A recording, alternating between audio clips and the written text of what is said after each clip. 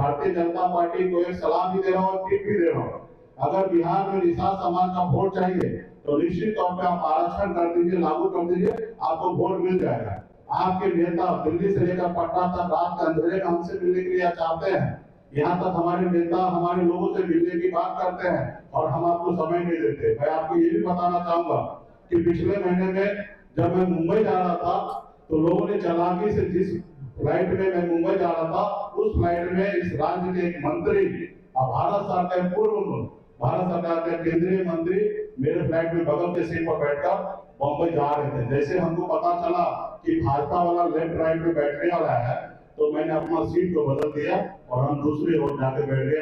नमस्कार, मेरा नाम आलोक है। आप लाइव स्ट्रीम देख रहे हैं। मुकेश सहनी वीआईपी पार्टी के सुप्रीमो ने एक बड़ा आरोप लगाया है कि बीजेपी चाहती है कि जल्द से जल्द मुकेश सहनी को शामिल करा लिया जाए एनडीए गठबंधन के अंदर, लेकिन वो महागठबंधन के साथ रहेंगे, तेजस्वी यादव को मुख्यमंत्री बनाएंगे। यही नहीं, उन्होंने एक बड़ा आरोप ये भी लगाया है कि जब वो फ्लाइट से मुंबई जा रहे थे उस दौरान दो बड़े नेता, बीजेपी के दो बड़े नेता, हालांकि उस फ्लाइट में एक आरजेडी के एमएलसी भी मौजूद थे, दो बीजेपी के बड़े नेताओं ने उनका पीछा फ्लाइट तक किया ताकि फ्लाइट में मिलकर कुछ बात कर सकें, सब सेटल कर सकें, सेटलमेंट कर सकें। इस साल बिहार में चुनाव होने हैं तो ऐसे में ये पॉलिटिकल चाल भी चला जाएगा।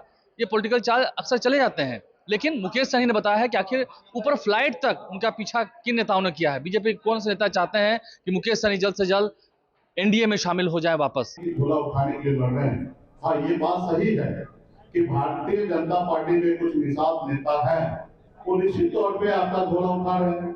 ये निश्चित तौर पे आप मानते हैं कि अगर पॉलिटिकल पार्टी में कोई झोला उठाता है तो ये आपका सोच है और आपकी पार्टी में शायद ऐसा हो सकता है। दरअसल बात यह है कि भारतीय जनता पार्टी को बिहार में 6 जगह रैली करना है। पिछली बार भी लोकसभा में वो उम्मीद कर रहा था कि बिहार में हम रैली कर सके निषाद के बीच में, तो पिछली बार ऐसा नहीं हो पाया।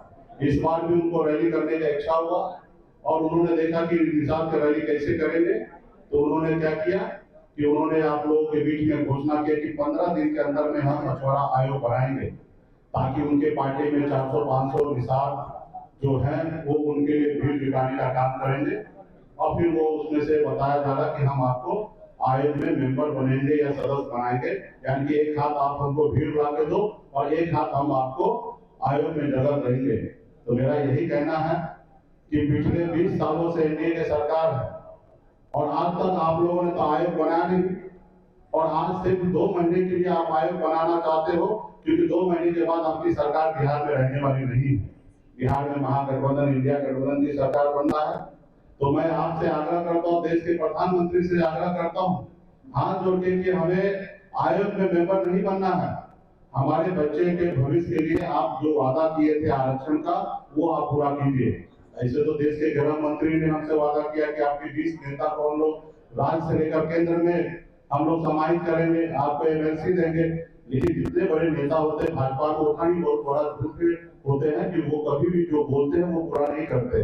तो हमें कुछ उम्मीद भी नहीं है कि भारतीय जनता पार्टी करे, सिर्फ वो अभी मछुआरा को गुमराह करने के लिए वो रैली 6 जगह करने के लिए सोच रहे हैं ताकि निषाद का रैली हो जाए, ताकि हम दिखा सके कि मुकेश सहनी को कि मेरे पास भी है। तो ये गलत फहमी में भाजपा के लोगों को नहीं रहना चाहिए। अब निषाद का बेटा किसी दल के पास नहीं है, किसी के साथ लॉडर बन के नहीं है, बिहार में अपना लीडर बन रहे हैं और अपने आने वाले पीढ़ी के लिए लड़ाई लड़ रहे हैं। और हमारा एकमात्र लक्ष्य है कि बीजेपी पार्टी संघर्ष करके निषाद समाज को आरक्षण दिलाने का, जैसे बंगाल में निषाद को आरक्षण है, दिल्ली में निषाद को आरक्षण है, उसी तरीके से बिहार में आरक्षण हो, इसके लिए लड़ाई लड़ रहे हैं। हाँ, आप 2-4 भीड़ जुटा के वो वोट आपको नहीं मिलना है। मैं भारतीय जनता पार्टी को एक सलाह भी दे रहा हूँ और टिप भी दे रहा हूँ। अगर बिहार में निषाद समाज का वोट चाहिए तो निश्चित तौर पे आप आरक्षण कर दीजिए, लागू कर दीजिए, आपको वोट मिल जाएगा। अगर आप आरक्षण लागू नहीं करते हैं तो बिहार का निषाद अति पिछड़ा इतना नासमझ नहीं है कि आपका झंडा उठाएंगे और आपके लिए काम करेंगे, वो अपने आने वाले पीढ़ी के लड़ाई लड़ेंगे। यही मेरा कहना है कि भारतीय जनता पार्टी के प्रदेश अध्यक्ष दिलीप जायसवाल जी, आप अपने शब्द को वापस लीजिए।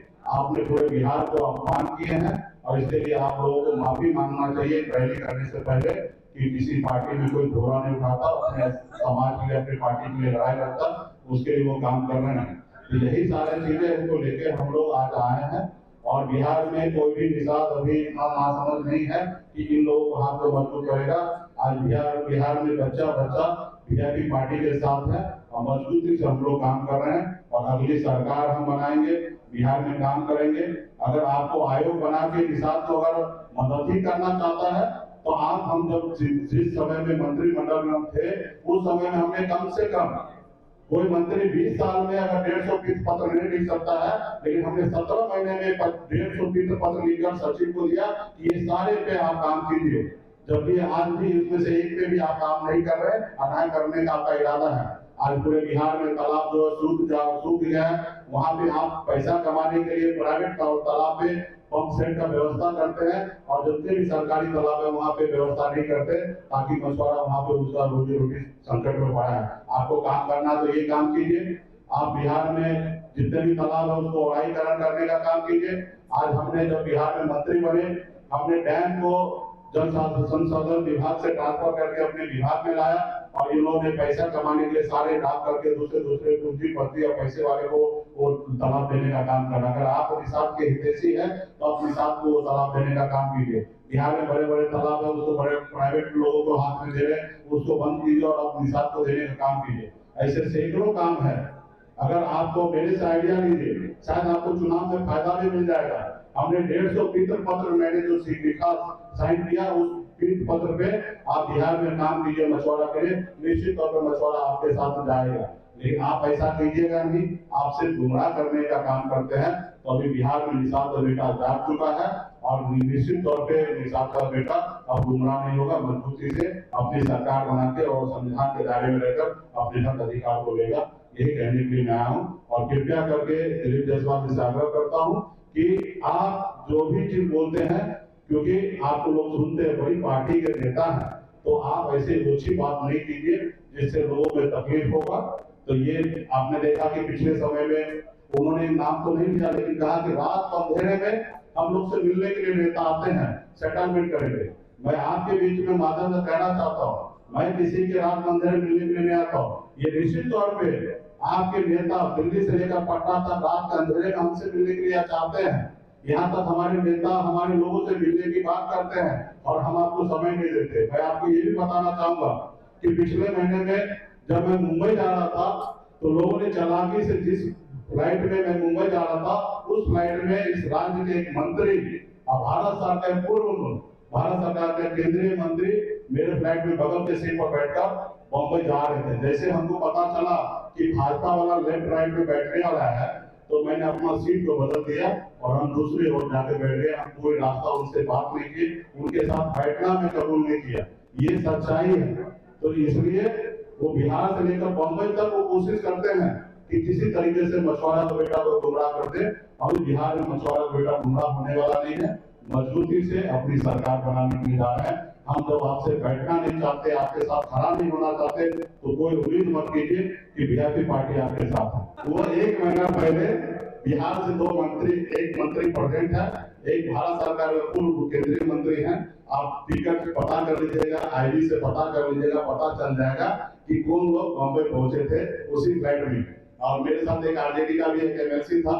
हमने वो सीट को छोड़कर हम अपना उनके सीट पे मैं आ गया और एक दूसरे व्यक्ति को सीट पर भेज दिया अपनी सीट पर। मैं उनसे बात भी नहीं करना कोशिश की। भारतीय जनता पार्टी के नेता थे भाई। राष्ट्रीय जनता दल आप और तमाम लोग जो है बार-बार मीटिंग कर रहे हैं, लेकिन ये पत्ते नहीं खुल रहे कि कितने सीट पर कौन लड़ेगा और बड़ा पापू है। अभी ये बताइए, आपको लड़ना है क्या? फारिद अंदी जी इस पर विचार करें। हमको नहीं लड़ना है, लड़ना हमको लड़ना है, हमको पता है कहाँ लड़ना है, किनको लड़ाना है। समय आने दीजिए, हम लोग बताएंगे। आप भारतीय जनता पार्टी से पूछ लीजिए कि वो लोग कहाँ लड़ रहा है, कितना सीट लड़ रहा है, कब लड़ेंगे, उनसे बात करिए। हम लोग तो क्लियर है, हमारे पास सीट तो कुछ लोग और आना चाहेंगे तो उनको भी एडजस्टमेंट करते हैं। हमारे पास सीट पर्याप्त है, हमारे लिए सीट की लड़ाई नहीं है। हमारे पास भी चेहरा की लड़ाई नहीं है। एक चेहरा क्लियर है कि तेजस्वी प्रसाद यादव मुकेश सहनी के नेतृत्व में बिहार में चुनाव होगा, ये स्पष्ट है। तो यहाँ पे कोई लड़ाई नहीं है।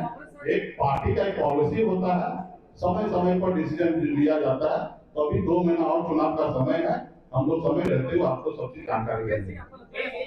तो वीआईपी पार्टी के सुप्रीमो मुकेश सहनी ने एक तरफ जहां बिहार बीजेपी के अध्यक्ष दिलीप जायसवाल को जवाब दिया है, जिन्होंने पिछले दिन कहा था कि मुकेश सहनी की पार्टी वीआईपी महागठबंधन में झोला ढोने का काम कर रही है, उन्हें भी कड़ा जवाब दिया है। वहीं उन्होंने बताया है कि फ्लाइट तक पहुंच गए थे बीजेपी के नेता ताकि मुकेश सहनी को एनडीए के साथ लाया सके, उनका कुनबा बढ़ाया सके। मुकेश सहनी की पूरी बात हमने आपको सुनवाई है। आप लाइव स्ट्रीम के साथ बने रहें, हमारे चैनल को सब्सक्राइब कर लें, साथ साथ फेसबुक पेज भी लाइक करें। धन्यवाद।